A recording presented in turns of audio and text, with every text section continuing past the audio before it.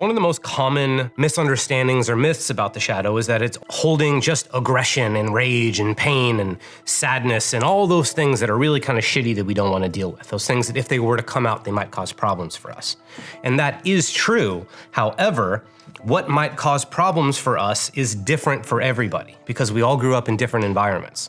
Some of us grew up in environments where, rage and confrontation and all those different more volatile emotions aren't really welcome because, society kind of says they're not really welcome. So that makes a whole hell of a lot of sense why somebody might bury that. What happens if intimacy and vulnerability, creativity, or even fun and love or all those sorts of things are actually not viable in the household or the environment you grew up in? What happens then? Then those things get put into the shadow. It doesn't make those things bad, it just means that they were not viable survival strategies for the environment that you grew up in. So what happens is let's say you have really shitty abusive parents and any signs of empathy or care or anything like that gets punished and whoever else knows what might happen. You're gonna learn that okay, empathy's bad, vulnerability's bad, caring about people, being open, doing anything like that is bad, so I can't do that or otherwise I'll get punished or whatever else might happen to you. So you learn to put those things away because they're sources of pain for you and they don't really belong in your environment. What up, everybody? Welcome back to Operation Moksha. As always, I'm your host, Chris Roscoe, and today we're going to be talking about the golden shadow. And this is something that's really important to understand because so many people conflate the shadow with the golden shadow, and other people conflate these two concepts with the personal unconscious, and they don't know the difference or the things that can be done as a result of these different things existing. So I want to lay out for you the difference between the shadow, the golden shadow, and the personal unconscious so you can understand how to relate to each, as well as the different gifts that they could potentially give to you and how to actually utilize those gifts. The personal unconscious just refers to all the thoughts and behaviors and patterns and things that you don't have to think about anymore, that they've become so routine, they've become such a part of your being that you literally don't have to think about them anymore, and maybe not even be able to. Try and find the thoughts associated with wiggling your fingers, or try to find the thoughts associated with walking. They've been so unconscious for so long that you can't even find the thoughts associated with them. That's really all the unconscious is. There's no moral imperatives or judgments associated with the unconscious. It's just things that have become so routine that your conscious mind doesn't need to be a part of the process anymore. And that is very distinct from the shadow, because the shadow is largely unconscious. However, it's unconscious because you've chosen to hide it from yourself, which is different. There's a moral judgment there. What happens is you grow up in whatever environment, and you grow up and you look at and you say, okay, so these behaviors get me in trouble, these behaviors don't get me love, these behaviors do whatever, so I probably shouldn't engage in those behaviors anymore. I probably shouldn't think this way, I probably shouldn't feel this way, probably shouldn't do anything that's gonna threaten my ability to get love, potentially get me punished, or anything that I don't want. And that's essentially what the shadow is. It's all the parts of your personality that you have personally decided no longer fit into your worldview because they just don't work, they don't help, you don't like them, you want to get rid of them. Not everybody grew up in the same environment. Some people grew up in environments where unhealthy things, widely considered unhealthy things, aren't really welcome in the household.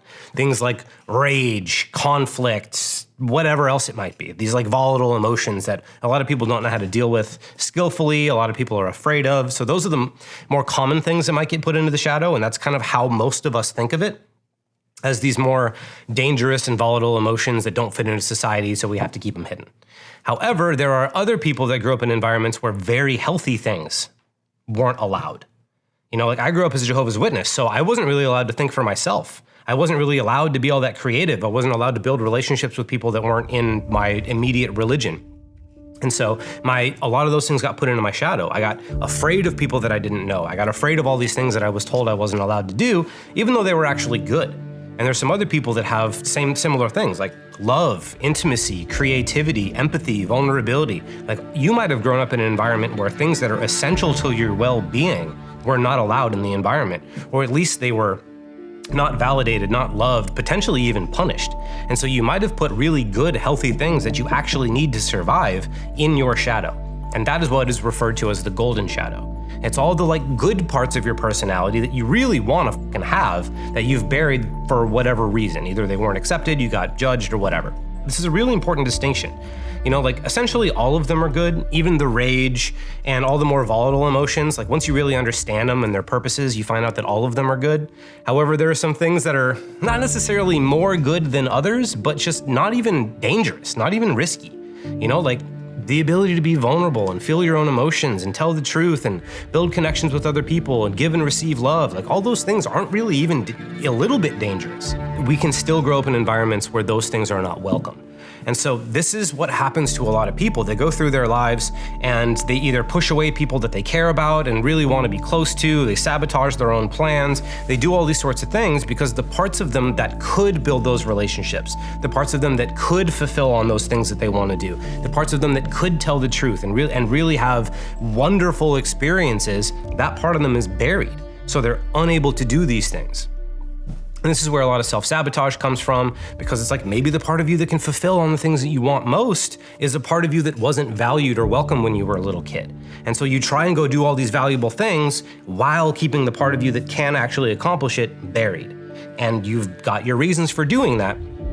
And so it's important to know that it can be something positive and good that you really need that's buried in your shadow. So what the we do about this? You know, I've talked about this extensively when it comes to like the shadow, which is, I have a whole course about it, I have a whole curriculum about it, so if you want to learn about that, let me know.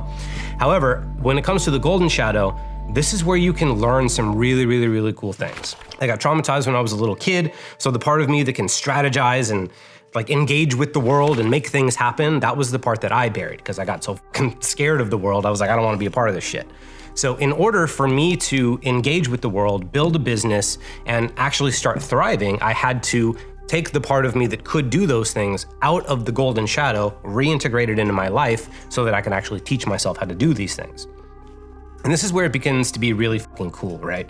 Because you can actually allow the parts of your shadow or your golden shadow or whatever to teach you how to do certain things. When it comes to specifically marketing or sales, like let's go with sales actually, because I was told by marketing experts and sales experts and things to never actually do any coaching on my calls. But there was something about that I didn't like. Like that didn't make sense. Like why would anybody hire me if I haven't actually coached them? Why would anybody hire me if I haven't shown them that I can actually do a good job? Why would I want anyone to hire me if I haven't seen for myself that I can do a good job? So all these questions were in my head as I was trying to do what the experts were telling me to do, and I just realized that I didn't want to. So I talked to all the parts of my personality that were buried, that were trying to tell me that it's like, hey dude, it's like, I don't really like that way of doing things. I don't like this way of doing things. I was kind of ignoring them because I thought this is what I was supposed to do. But then after listening to them, I was able to say like, okay, like you don't like the idea of withholding value from people. You don't like blah, blah, blah, blah, blah. So what do you guys like? And that was when I came up with this idea where I was like, okay, well, how about this part of me basically said, well, how about you coach them a certain way, make sure you can lead them to a certain thing, make sure that they're a good fit for the work, and then if they are, just ask if they want your help. And that's exactly what I did. And this is really important to distinguish because I didn't learn this from an external thing. I learned this from the parts of my personality that had been buried. For everything that you want to do, for everything that you genuinely, naturally, and authentically desire to do, there is a part of your personality that is capable of making that thing happen. The only question is whether or not that part of you is buried or whether or not it's integrated. And so if there's something that you want to go and learn to do, in order to really learn how to do it, all you really need to do is uncover and integrate the part of you that really wants to learn that thing. Because a lot of times what we try to do is we try to go and learn skills, we learn to develop whatever, while part of us that can do it is buried. And so it creates this really shitty back and forth. We have to deal with a lot of resistance. We have to deal with a lot of bullshit. However, if you just allow that part of you to re-emerge and to become integrated, it will have a natural desire to learn the thing. It'll have a natural desire to figure it out. There won't be that much resistance. There won't be that much fear. That'll just be this part of you that actually wants to go figure the goddamn thing out. And so this can help you if you are the type of person that tries things and sabotages, tries things and fails, tries things and gives up, whatever it might be. It's probably because the part of you that can do the thing is buried. So you need to ask yourself, why am I giving up? Why am I stopping? Why am I quitting? Why am I sabotaging? What's happening? What part of my personality am I trying to keep buried? What other identity am I trying to validate? What emotions am I trying to avoid? Like, what have I buried that I'm now trying to avoid that is causing these problems in my life? And if you can ask those types of questions, that part of you will start to come to the surface and it will tell you how to do the things you need to do. Like when it came to marketing, same thing. I was told like, oh, don't ever give away all your secrets in your marketing. You have to make sure that people pay for those. And then there was this part of my mind that was like, okay, I don't like that though. That seems stupid and shitty. I don't want to do that. I learned from free content. Free content when I was at my worst helped me get better. So I want to make the kind of free content where if you can't afford my work, I want to be someone who you can learn from for free. And so I just started giving away everything I know about this practice and about everything I can think of. And turns out people do tell me that they are able to learn these things without ever having to hire me. And if I just put this part of me away that had a natural desire to do this in a very specific way that was authentic to me and just did what the expert said, I would have been doing it out of integrity. I would have been doing it with my natural desire and interest buried. And that's not a sustainable way to go through things, and it's not even an enjoyable way to go through things. So instead, what I did was listen to the parts of my personality that had better ideas and integrated them. So not only I could do these things, but I could do these things in a way that was from my heart and soul, that's in alignment with my values and up to my standards, so I could feel like I'm in integrity and I'm actually being the kind of person that I want to be. So all this to say that, like, if there's something that you want to do, if there's something that you want to accomplish or something that you want to become, there are parts of you that are already in line with that. There are parts of you that are already that and already want to do that.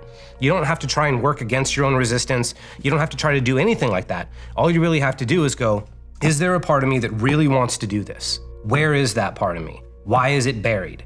If it were here, if that part of you were already here, you'd already be doing the damn thing. The only reason you're not doing the damn thing is because the part of you that can and naturally wants to is buried. And you can assume that pretty much 100% of the time. If there's something that you really want to do, but your natural interest isn't pushing you forward and isn't pulling you in all these directions to learn and explore and take risks and do all sorts of shit, it's probably because that part of you is buried.